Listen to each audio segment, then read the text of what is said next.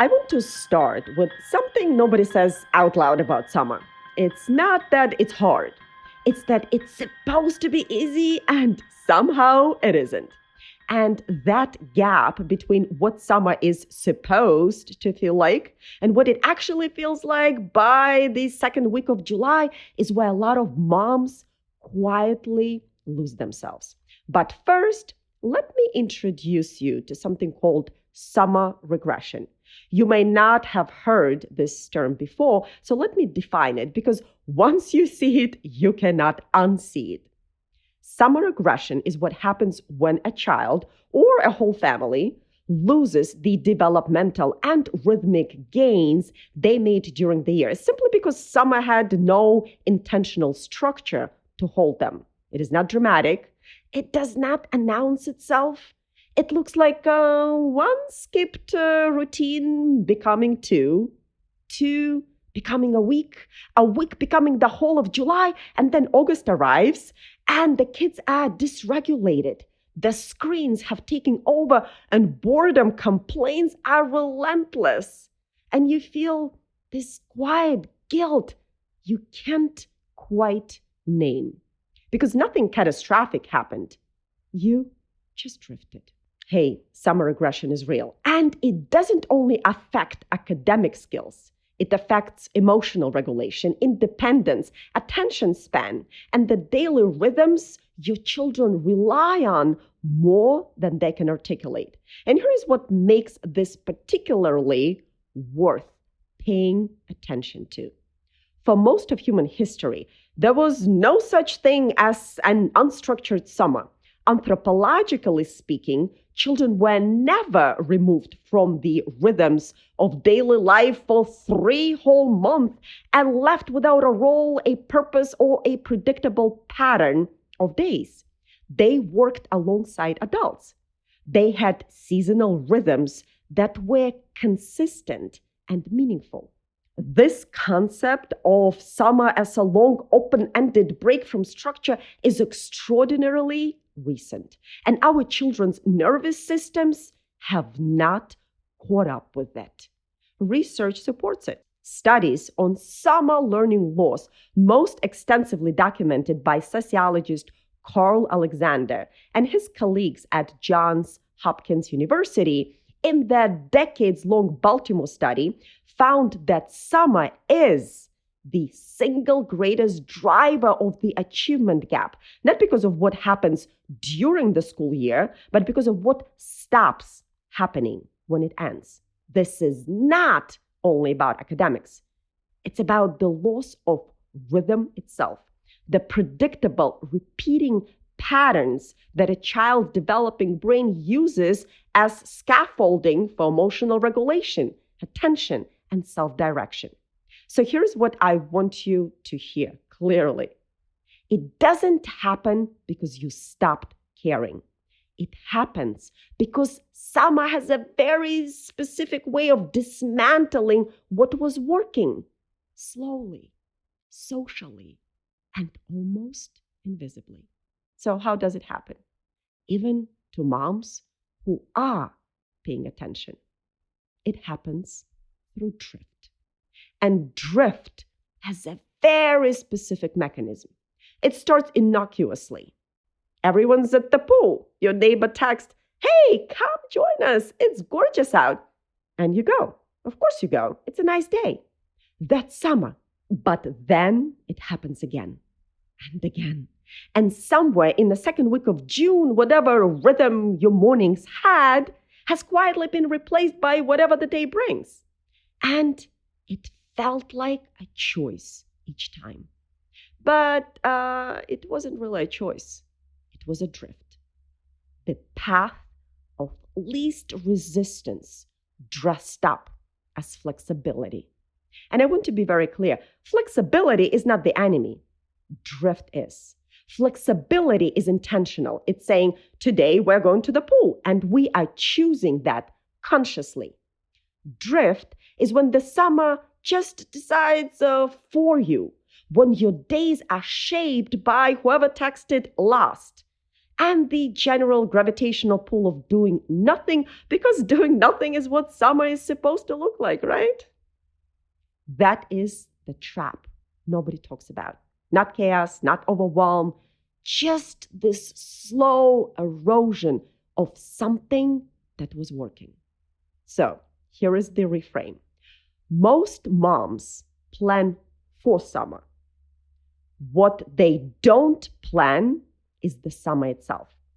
A camp here, a play date there, a bucket list on the fridge, and those are all good things. But a collection of activities is not a rhythm. A full calendar is not a framework. And so July arrives and they're exhausted, managing the screen battles, refereeing the boredom complaints, running the invisible logistics of keeping everyone fed and occupied, and they cannot figure out why. Because random activities are not a rhythm, and a busy calendar is not a plan. You see, these moms planned things. What they didn't plan was the shape of their day. And that shape, the repeated, predictable structure that holds everything else together, is exactly what the MKAP experience is built around. Not just random activities to try, rather a done-for-you monthly framework that gives you mornings, purpose, your day's direction, and your family a rhythm they can actually feel. One intentional activity a day. Same time every day, that single decision made once removes hundreds of smaller ones. And that is where the calm comes from. And come a little closer if you're multitasking. Families who actually enjoy summer, who reach September feeling they had a season instead of surviving one, are not the ones who did the most. They are the ones who decided the least. Let me say this again, because it matters. The families who enjoy summer most are not doing more. They are deciding less. You see, every morning you wake up without a rhythm. You are starting from scratch. What are we doing today? What's for lunch? Can we go somewhere? Each one of those is a micro decision. And micro decisions accumulate. By noon, your mental energy is already depleted, not because your kids are hard, but because you have made 42 decisions before the day had properly started. A simple rhythm removes hundreds of those decisions. It doesn't remove spontaneity, it creates the container inside which spontaneity can actually feel good instead of exhausting. So what does that rhythm look like in practice? I want to share with you 3 simple systems that will change the texture of your summer days, not because they're complicated, but because they remove you from loops you were never meant to be running. Ready? Okay, 1, try the 3 daily anchors. So instead of planning each day from scratch, you choose 3 fixed points that repeat every single day of summer. A morning anchor, a midday anchor, and an evening anchor. These don't shift based on mood or energy or what anyone else is doing. They just happen, and everything else can flex around them. For example, your morning anchor might be one intentional activity with your kid. One thing done before the day gets away from you, before the pull texts arrive, before the boredom complaints start. They will. One activity in the morning is not a lot to ask, but it is everything in terms of what it prevents. Next, your midday anchor might be simply lunch together at a table or a picnic outside. 10 minutes, no screens, a small reset in the middle of the day. That's it. And finally, your evening anchor might be a cozy read aloud before bed. Same time, same place, every night. This one anchor alone shifts bedtime from a battle into a ritual. 3 things every day. Everything else is yours. Now, 2, a snack station. I am talking one shelf or one bin in the fridge, stocked once a week, accessible to every child who's old enough to help themselves. And here's the thing. Announce the rule once. Okay, maybe more than once. You say, hey, before coming to mommy, check the snack station first and watch the magic unfold. Within 3 to 4 days, your kids stop asking. That is not a small thing. That is a recovery of hours. And lastly, 3, a boredom basket. Think a box or a bin, a basket, whatever you have, filled with activities that require nothing from you. Think art supplies, cards, puzzles, a few prompts on slips of paper. When I'm bored arrives, and it will, your answer is a complete sentence. Check the basket. You do not elaborate, you do not negotiate, you point, and you return to what you were doing. So try these 3 systems and see how they change the texture of your summer days. And here's what I want to leave you with. You don't need a perfect summer. You need a simple one.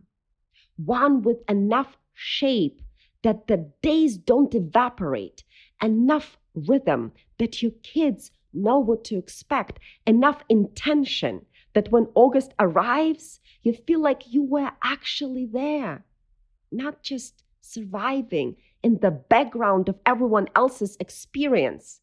The summer that happened to you and the summer you actually build look completely different.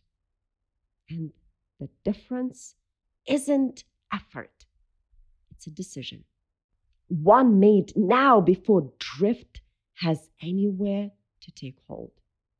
So, my sweet friend, if today's episode gave you something to think about, I would love for you to take one next step. Come join us inside the MKAP experience and explore what it looks like to have a done-for-you monthly plan that gives your family exactly this kind of rhythm, not just for summer, but all year long. Next, we are going to talk about the belief that is quietly making summer more exhausting than it needs to be. It's not the schedule, it's not the screens, it's not even the boredom complaint. I'll see you then.